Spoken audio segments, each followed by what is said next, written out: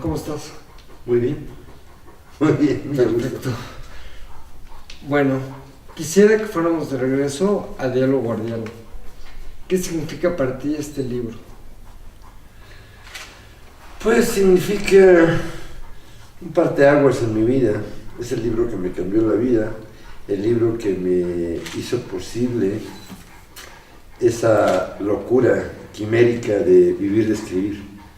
El libro que me hizo posible vivir completamente dentro de la escritura y no tener que dedicarme a ninguna otra cosa. Entonces, imagínate lo que significa. Seguro.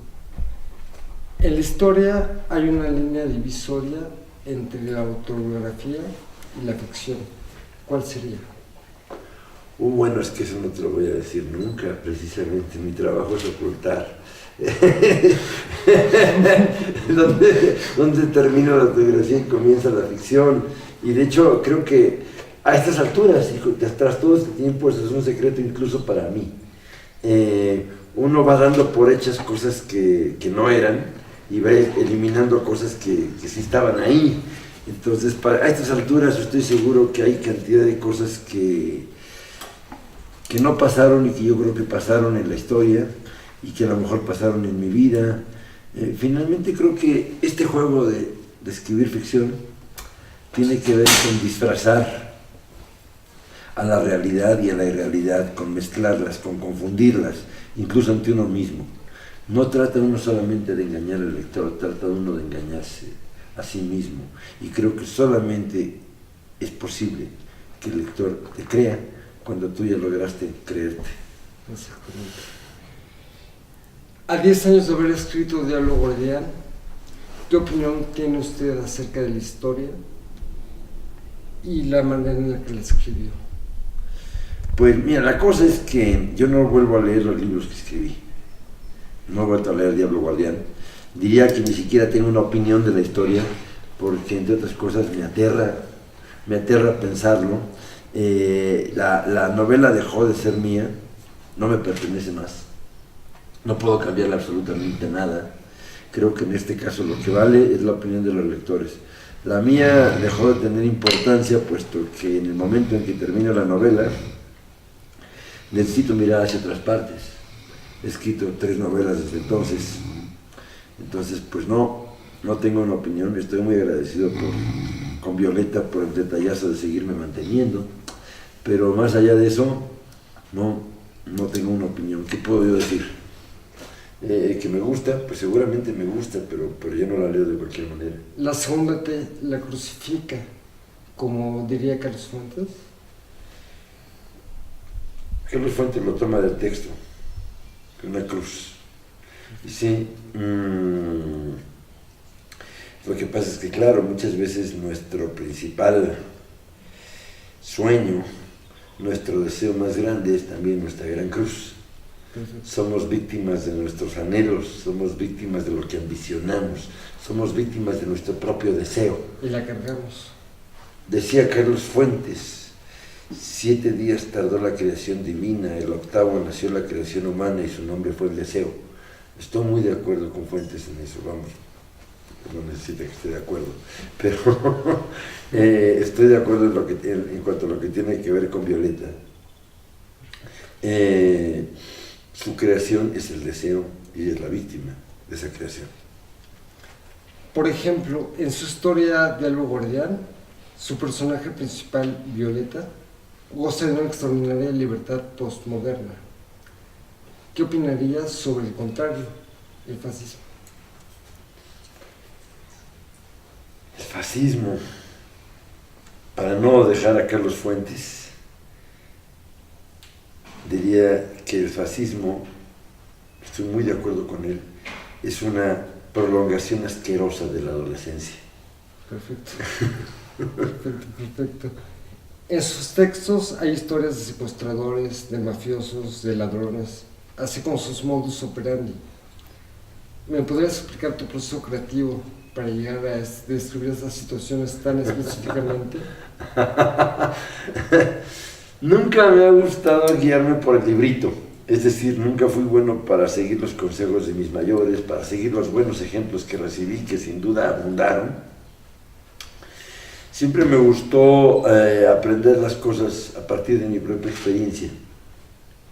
Y eso quiere decir que a veces uno tiene que saltarse algunas reglas o las que sean necesarias. Mis personajes son muy chilangos. ¿Qué quiere decir eso? Que están acostumbrados a hacer lo que se les da la gana, que les tiene sin cuidado los códigos. Sí, significa también que a muy temprana edad y en gran parte a causa de la escuela empecé a leer a los autores picarescos y simpaticé con los pícaros, con el personaje pícaro, es decir, con aquel que se da permiso de cantidad de cosas, de transgredir cantidad de reglas. Y sí, no me había dado cuenta, algún día me dijo una amiga, es que tus personajes todos son malandrines. Y miré hacia atrás y dije, pues no sé si todos, pero una buena cantidad de ellos no respetan las reglas. Soy chilango, vamos, Seguro. es mi lógica. Como chilango empedernido, ¿cuál crees que sea tú la importancia, cuál crees que sea usted la importancia de describir ciertas situaciones, ciertas realidades de la Ciudad de México?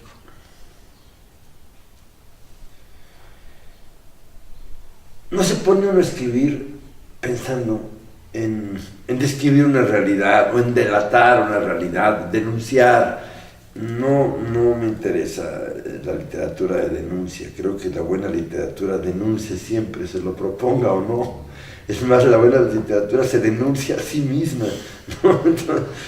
Entonces, bueno, yo no digo hago buena literatura, trato de hacer literatura lo mejor que puedo, ¿no? Por lo menos en la intención está escribir lo mejor que uno puede y ello incluye pues sacar de adentro todo lo que tiene. A mí yo no me pongo a pensar voy a escribir en la Ciudad de México, voy a ponerle, voy a quitarle esto de la Ciudad de México, o voy a subrayar esto de la Ciudad de México. No, más bien, cuando escribo de la Ciudad de México, que ahora no lo estoy haciendo, estoy escribiendo en otras ciudades, Sí. Mi nueva novela transcurre en otras ciudades, pero yo más que pensar en qué le doy a la Ciudad de México, pienso en qué le saco a la Ciudad de México, cómo la exprimo, en qué momento me valgo de ella. La he recorrido mucho, me precio de conocer muchas calles, me precio a veces de contradecir con éxito el GPS. Okay. Y esta es una ciudad a la que le saco mucho, a la que le aprendo mucho. Recuerdo que una vez andábamos en un carro importado, un amigo mío tenía nacionalidad americana, entonces trajo un carro desde California. Les trajimos un carro de lujo que aparte nos vino causando problemas todo el camino porque éramos sospechosos para todos. Entonces a cada rato nos paraba la policía federal, la policía judicial, la policía estatal, la policía municipal. Entonces ya cuando llegamos a México teníamos un miedo espantoso a la policía. En el momento en que entramos a la Ciudad de México, pasamos por Reforma, veníamos en este coche convertible, y yo veo unos policías. Recuerdo que les pegué un chiflido y les menté la madre, pero así, feliz. Ellos no se dieron cuenta, me lamentaron de regreso y aparte sonriendo. Dije, estos son los míos, estoy en mi casa, estoy con los chilangos, me miento la madre con los policías alegremente, sin malos sentimientos y sin resentimientos, pues. Y esa es mi ciudad es una ciudad en la que me miento la madre con los policías y ni ellos ni yo nos enojamos. Una ciudad surrealista. Una ciudad permisiva. Bueno, en tiempos recientes, miles de personas han salido a las calles en España manifestándose para obtener una tercera república, no monárquica. ¿Qué opinas tú de esto? Bueno, yo más que pensar en qué le doy a la Ciudad de México, pienso en qué le saco a la Ciudad de México. Como la exprimo, en qué momento me valgo de ella. La De entrada, no simpatizo con la idea de la monarquía. Me parece estúpida. Creo que seguramente, y lo vemos muy claro con la familia real inglesa, tiene un valor simbólico, protocolario, interesante. Sí, claro, la princesa Ana tenía fama de trabajar como el más esforzado de los obreros, aunque seguramente en condiciones de mayor comodidad. Pero creo poco en la monarquía. La monarquía de los Borbones, especialmente la de Juan Carlos, me parece particularmente asquerosa. Sí, sí. Creo que con las quemadas que se han dado últimamente los monarcas españoles, bien harían en proclamar la república. Toda esta idea de los monarcas y el derecho divino me parece una antigualla que vamos, pues está graciosa como todo lo pintoresco, pero creo que a estas alturas cualquier cosa que tenga que ver con reyes y emperadores y con sucesión dinástica, ya se dé entre los hermanos Castro o entre la familia Windsor, me parece absolutamente ridícula y de hecho patética. Me dan risa los monarcas y no puedo entender cómo un ciudadano se puede postrar ante ellos o se puede quitar el sombrero ante ellos. O sea, ¿en honor de qué o por qué? ¿Por la sangre o por qué? Me parece estúpido, vamos. Afortunadamente no padecemos una monarquía aquí, entonces todavía podemos reírnos y asombrarnos y divertirnos con estas situaciones de los reyes. ¿Alguna vez escribiste una nota en la que afirmabas que tú te formaste para darle la mano al rey? Sí, y en esa misma nota me decía que desgraciadamente no sabía quién le daba la mano después de que sucedió este asunto vergonzoso del elefante. Habría yo ido a desinfectarme la mano. Pero en ese momento me parecía curioso. Recuerdo que le pregunté a Rosa Montero, que estaba en la fila, cuál era el protocolo. Y me dijo, bueno, algunos hacen una reverencia, otros miran para abajo, no se usa que se les miren a los ojos, se les mira a los ojos. Yo republicanamente los miré a los ojos, dije, tengo que ver la cara de quien estoy saludando. Ahora que he conocido, que se han conocido todas estas corruptelas y asuntos de la infanta, todo esto de la familia, insisto, yo tendría no solamente que haberme lavado la mano, sino haberme contado los dedos. Hay que tener cuidado con esa gente. Seguro. Bueno, en los últimos días se reveló, según datos de la BBC de Londres, que la cantidad de dinero que se va de paraísos fiscales europeos es aproximadamente el doble del dinero desembolsado por los ciudadanos de los países de Grecia, Portugal, Irlanda y Chipre para su rescate económico-financiero. ¿Qué opina usted de las medidas adoptadas y de estos paraísos? Ay, es que es curioso. Muchas de estas noticias de la regulación financiera y de la justicia financiera creo que están diseñadas para tranquilizar a la clase media, es decir, a los ingenuos que todavía creemos que es posible la equidad en estos temas. Es decir, evidentemente, pues el que tiene una buena cantidad de millones de dólares, pues busca la manera de tener más y de gastar menos en impuestos, y si puede saltárselos, se los va a saltar.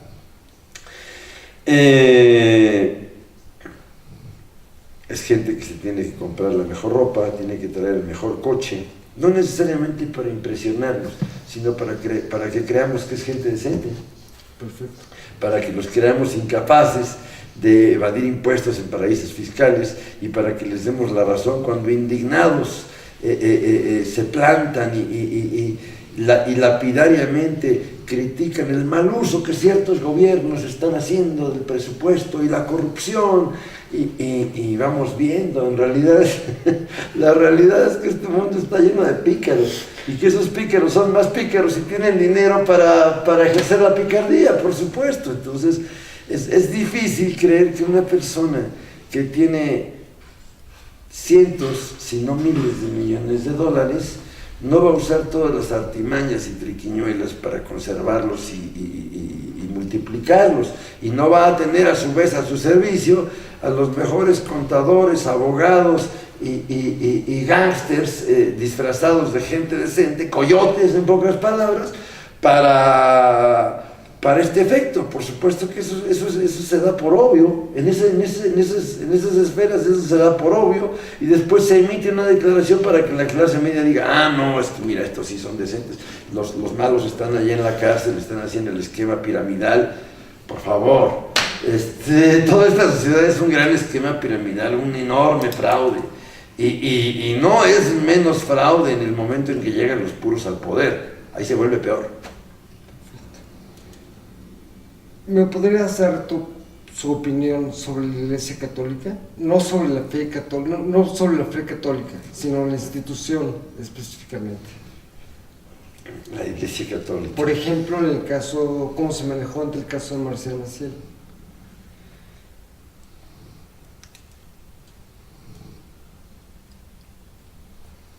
Yo creo que para entender a la Iglesia Católica sería bueno ponerse en el lugar de un cura, en el lugar de un obispo, en el lugar de un cardenal. Sí. Un cardenal es un hombre de poder. Hay gente que piensa muy ingenua y conmovedoramente que mientras más alto es el cargo que tiene el clérigo, pues más bueno y más santo es. Yo creo que sucede exactamente al revés, ¿no? Tiende a suceder al revés.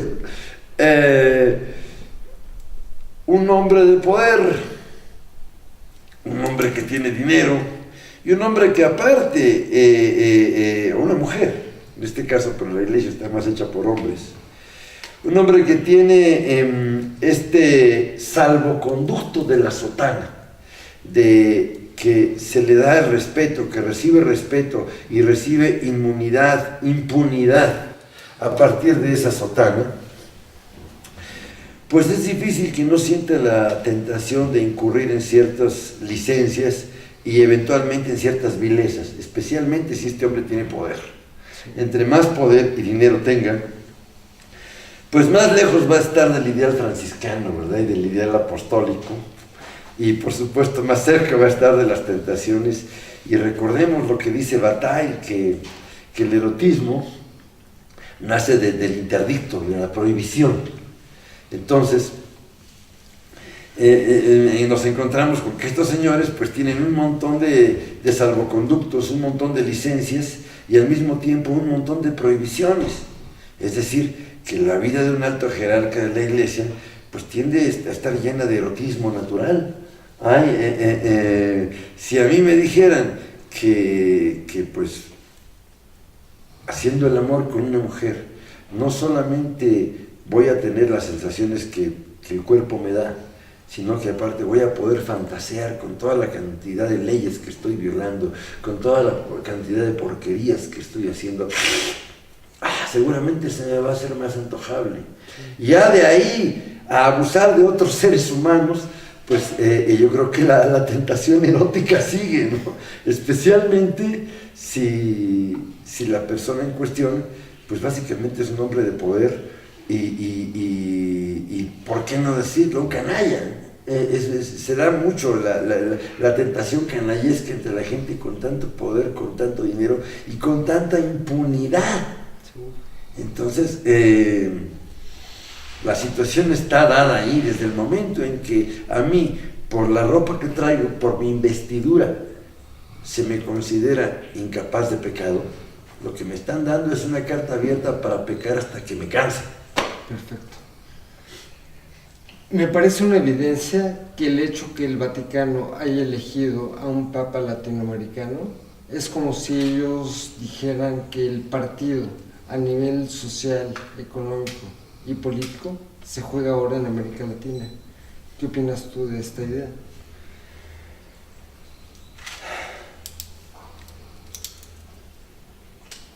Me extraña que no pensaran en un papa mexicano, quizá porque el clérigo más encumbrado en México es prácticamente impresentable, porque en realidad la diócesis de México pues es de las que más dinero le entrega al Vaticano. Yo creo que en América Latina, hay una buena parte de la clientela de la Iglesia Católica.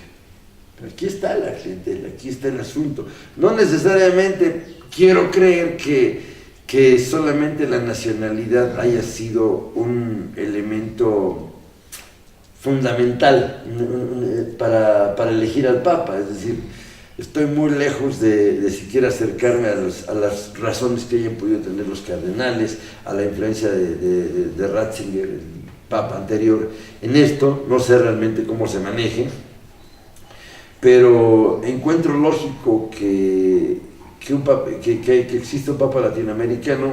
Vamos, más que un impedimento, tuvo que haber sido una buena razón. Aquí está buena parte de la clientela. Aquí también es donde los protestantes están tratando de hacer su agosto, llevándose a la clientela para allá. Finalmente yo creo que pues se trata de un asunto de mercados, ¿no? Tienen que cuidar sus mercados. Hay gente que me va a odiar por esto, pero a la hora de la hora, pues, ¿de dónde viene la financiación?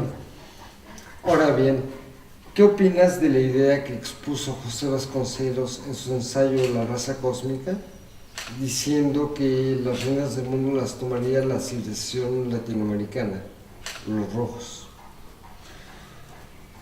Bueno, mira, no se me da la profecía. Hay quien cree que los chinos van a dominar el mundo, pero para eso tendrían que dominarse a sí mismos, y eso está por verse. A 20 y tantos años de Tiananmen, eso no acaba de estar claro. No acaba de estar claro si dentro de 50 años China va a seguir siendo un solo país, o quizás 50. Sí, sí. No acaba de estar claro si la dictadura china como tal va a triunfar, el país donde el capitalismo salvaje se da de la manera más despiadada, ¿no? Sí, sí. Yo creo que antes o después los Estados Unidos van a ser un país gobernado por latinoamericanos, básicamente mexicanos, conducido por mexicanos. Más tarde o más temprano eso va a tener que pasar. Pero no concuerdo con quienes creen que el mundo le pertenece a Latinoamérica a estas alturas. Pues no, al mundo no le pertenece a nadie. ¿Qué va a pasar? Pues quién sabe. Yo creo que al final todo va a quedar destruido antes o después. Okay. Ahora bien, todo el mundo afirma que el desarrollo ha llegado a México, o está en vías de llegar y está cerca. ¿Qué opina usted? Yo creo que el desarrollo va realmente a llegar a México. Yo creo que este país realmente se va a desarrollar cuando ese desarrollo llegue aquí arriba. Cuando en este país se le deje de temer a los demonios de toda la vida, quizás el desarrollo estará más cercano. No digo que no hayamos evolucionado. En el momento en que dejemos de creer que el petróleo es santo y tenemos que persignarnos delante de él, en lugar de pensar en la mejor forma de comercializarlo y de desarrollar el país y de pelear contra los índices de pobreza, pero pelear no con ideología, sino con elementos prácticos, ¿sí? El día que en este país los políticos dejen de ser egoístas y se pongan por lo menos de acuerdo en no tocar la comida, en no tocar lo que nos alimenta, en no boicotear el progreso, si es que este no lo traigo yo, si es que lo trae aquel, quizás en ese momento sea más posible el desarrollo. Creo que a 13 años de la llevada y traída alternancia, Sí, sí. en este país los políticos siguen comportándose como adolescentes y no está claro que las cosas vayan a mejor. ¿Cuál sería tu consejo para, no sé, el secretario de Educación Pública para promover la lectura? Yo creo que la mejor manera de promover la lectura es estimular la lectura. ¿Cómo se estimula la lectura? Pues despertando la tentación por leer. En la medida que la lectura sea una obligación, no va a haber manera que esto crezca o que esto mejore, porque los que leemos frecuentemente lo hacemos a contracorriente de la enseñanza escolar. Recuerdo haber reprobado varias veces literatura, no por no leer, sino por no leer lo que me obligaban a leer. De pronto empiezas a leer un libro que realmente a tus 16 años, perdón, pero no te dice absolutamente nada. Sí, sí. Y bueno, te agarras otro, yo me agarraba otro de José Agustín y estaba a carcajada, iba leyendo, pues ¿cómo iba a leer el que me dejaron si estaba leyendo uno divertido? De pronto cojo La ciudad y los perros. Vamos, yo recuerdo que en primero de prepa, una maestra desesperada porque no leíamos nos puso a leer bestsellers. Okay. Leímos Tiburón, por Dios. No, pues así tampoco, ¿no? Yo creo que no hay un involucramiento en esto, porque mientras tengamos que los maestros no leen o que no les gusta la lectura, pues difícilmente van a motivar la lectura en los niños. O sea, normalmente, ¿quién nos hace leer? Alguien a quien le gusta la lectura, alguien que descubrió un libro que le gustó, un amigo que dice, no hombre, ayer me encontré un libro que no lo puedo soltar y estoy risa y risa desde que lo empecé a leer. ¿Qué preguntamos? Oye, ¿cómo se llama eso? ¿Cómo se llama eso que te tiene riendo y que no te deja dormir? Y es que así es como recomendamos las cosas. Uno consigue despertar entusiasmo con lo que a uno le entusiasma. El entusiasmo se transmite por contagio. Entonces yo creo que lo que hace falta para que se promueva más la lectura, hace falta entusiasmo. No importa cuántos libros se les pongan a la mano, tiene que haber entusiasmo. Creo que hay un muy buen avance en cuanto a bibliotecas. Cada vez hay más bibliotecas, cada vez es más fácil el acceso a bibliotecas. Pero insisto, lo que falta es contagio. Sí. ¿Considera usted que en México está teniendo en este momento lugar un boom cultural? Porque veo yo un desarrollo enorme en todas las artes, en artes plásticas, ya lo digamos en cine, en literatura hay escritores nuevos. Tengo mi teoría personal sobre este asunto. Es muy pomposo decirle teoría, pero no deja de ser un poco broma. Okay. En el año de 1999, México derrotó a Brasil en la final de la Copa Confederaciones en pleno Estadio Azteca. Sí, sí. Varios de los que estábamos ahí comentamos, ya solo falta que pierda el PRI. Al año siguiente, perdió el PRI. El año siguiente, 2000, yo recuerdo que fui a ver una película, Amores Perros, y salí no solamente encantado, sino desafiado. Dije, bueno, si esto se puede hacer en este país, yo tengo que ser capaz de hacer mi novela. Yo creo que varios mexicanos hemos visto que en este país se pueden hacer cosas que antes no podían hacerse, que antes no nos imaginábamos. Y eso finalmente nos anima, nos estimula, nos desafía, nos entusiasma. Y creo que en ese sentido nos sentimos menos incapaces que antiguamente. Antes, cuando decíamos, no, que pierda el PRI, no, que va a perder, siempre van a ganar, pues si son tramposos, nos tienen agarrados. No, que México va a ganar en el fútbol, va a ganar una medalla de oro en los Olímpicos. No, hombre, eso no es posible. Estábamos felices, cínicos y derrotistas. Y han cambiado las cosas. Ahora se habla, por ejemplo, estaba leyendo hace unos días en el periódico de que en México hay una gran incidencia de nuevos empresarios entre la gente más joven, gente que está apostando a lo mejor dinero de quién sabe, de su papá, no sé de quién, o prestado, no sé, pero hay gente que está creyendo en sí misma. Yo creo que en el momento en que se acaba toda esta teoría y toda esta realidad de la dictadura perfecta, de la dictarlanda, en ese momento uno empieza a creer más en sí mismo en ese río revuelto, dice, bueno, ¿y yo qué? ¿Yo por qué no he de poder hacer algo? ¿Yo por qué he de tener que estar atado a esta mugrosa empresa que me tiene de su esclavo? ¿Por qué no me voy solo a vender tamales en una de estas?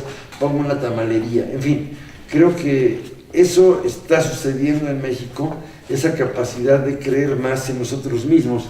Ahí había una paráfrasis que hace Jaime López en una de sus canciones, termina diciendo, México, creo en mí. Ese es el punto. Nosotros nos enseñaron a decir, creo en ti. No, pero es que yo no tengo que creer en México, yo tengo que creer en mí. Porque si no creo en mí, ¿en quién va a creer el pobre México? Y creo que en ese sentido se ha avanzado mucho, la gente está creyendo en sí misma. ¿Podría usted darme algunos nombres de quienes llevan la batuta en la literatura actualmente? En un país que ya no tiene las plumas de Octavio Paz o de Carlos Fuentes, no sé, Carlos Monsiváis. Honestamente, yo no creo en batutas. Más allá de los directores de orquesta que las precisan, yo no creo que nadie tenga que llevar una batuta cultural, eso me parece despreciable. El tiempo que conocí a Carlos Fuentes, nunca le vi una batuta en la mano. Ignoro cómo se conduce la política cultural en México porque no formo parte de ella. Y creo que lo más sano es un intenso feudalismo, ¿sí? Okay. Yo tengo mi feudo son mis novelas, el otro tiene su feudo que son sus películas, otro tiene su feudo con sus poemas, y no creo en la conducción de ciertas personas, no creo que haya que seguir a ciertos artistas para definir una política cultural. Yo creo que aquí, ni siquiera es que creo en los feudos, creo en la anarquía.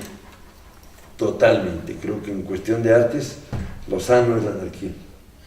Okay. Me gustaría ahora que me reaccionara usted ante ciertos nombres y me explicara la manera en la cual colaboró usted con ellos o bien ellos con usted. Va. Juan Carlos I, rey de España.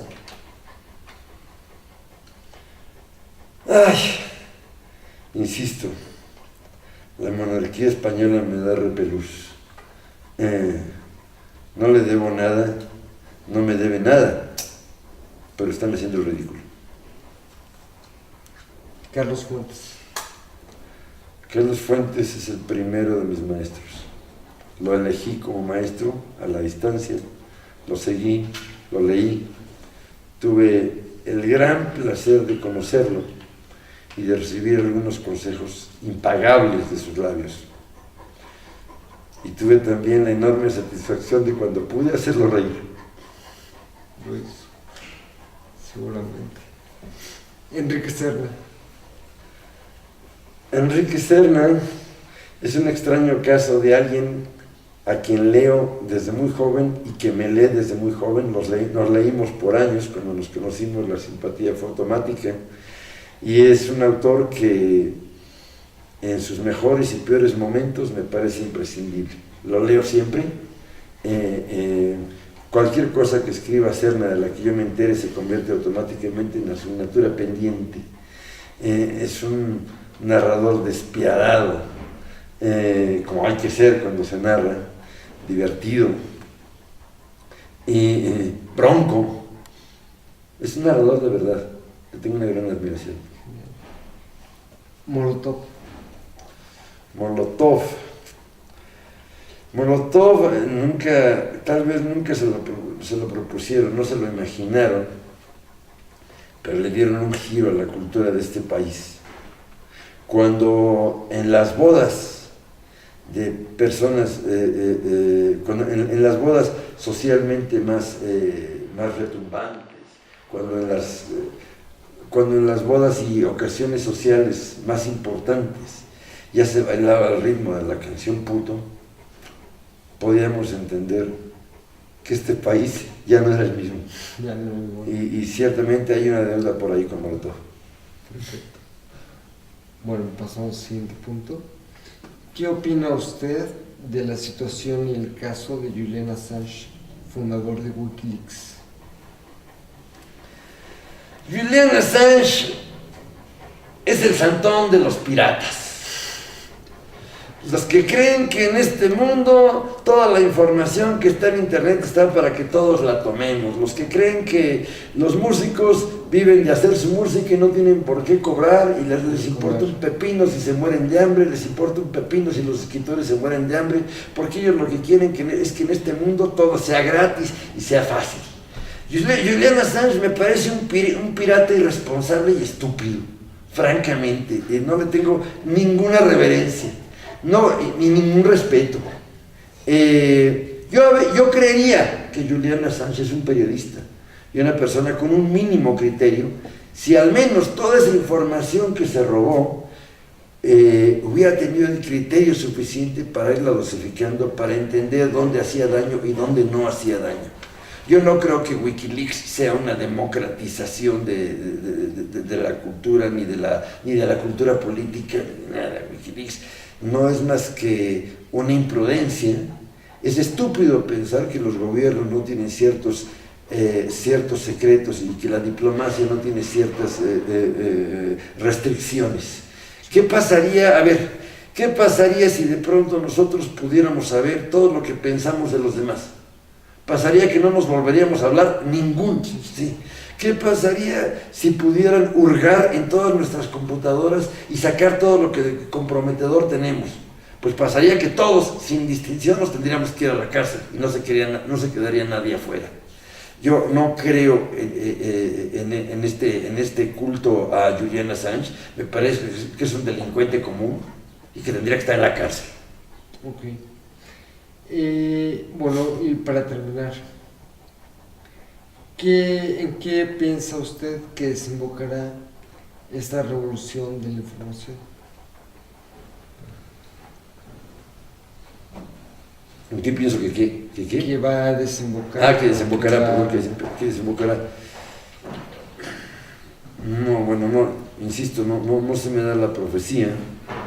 Creo que ya en este momento es demasiada la información que circula. Creo que en ese sentido hay una falsa noción de democracia, puesto que tener toda la información no es estar bien informado, es estar bien perdido. Hay un enorme extravío, hay poca categorización de la información, de manera que pequeños incidentes parecen grandes y grandes incidentes parecen pequeños. Yo francamente me siento mareado y aturdido. Me pregunto quién no lo está. Sí. Bueno, Javier, es todo por la entrevista. Te agradezco de todo corazón. Muchísimas gracias.